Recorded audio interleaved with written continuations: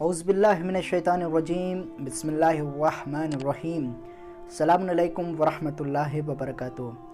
مومنین، جہاں کے اوپر ہمارا معاشرہ ترقی کرتا جا رہا ہے، وہیں کے اوپر ہم اپنے دین اسلام سے بھی دور ہوتے جا رہے ہیں۔ جس طریقے سے ہمارے والدین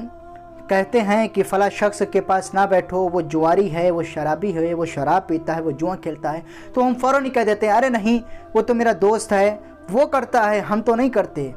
ان کے لیے جو لوگ یہ کہتے ہیں کہ وہ کرتا ہے ہم نہیں کرتے، ان کے لیے امام کیا ارشاد فرماتے ہیں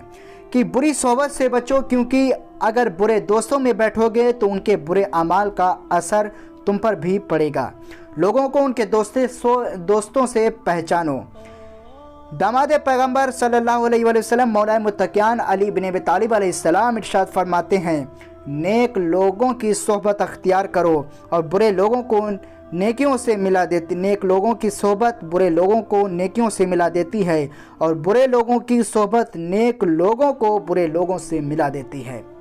پھر آپ نے ارشاد فرمایا کہ اگر کسی شخص کا حال تم پر واضح نہ ہو کہ وہ کس مزاج کا انسان ہے، کس اخلاق کا انسان ہے، کس کردار کا انسان ہے، تو امام ارشاد فرماتے ہیں کہ تم اس کی دینداری کی کیفیت کو نہ جانتے ہوئے تو اس کے دوستوں کو دیکھو کہ وہ کہاں اٹھتا بیٹھتا ہے۔ شیطان کو دوست بنانا۔ امام جعفر صادق علیہ السلام ارشاد فرماتے ہیں، جس شخص کی صحبت تمہارے دل سے یاد خدا کو بھلا دے اور جس کی ملاقات تم کو اطاعت خدا سے ہٹا دے اور دوسری طرف مشغول کر دے، تو ایسے ہی لوگوں شیاطین کو دوست اور ساتھی ہیں۔ تو عزیزان محترم، ہم کسی کو بھی جس کو دیکھتے ہیں، چاہے وہ شرابی ہو چاہے جواری ہو، ہم اس کو دوست اپنا بنا لیتے ہیں، تو ہم کو چاہیے کہ ہم ایسے دوستوں سے پرہیز کریں۔ لیکن اگر وہ آپ کے دوست تھے اور بعد میں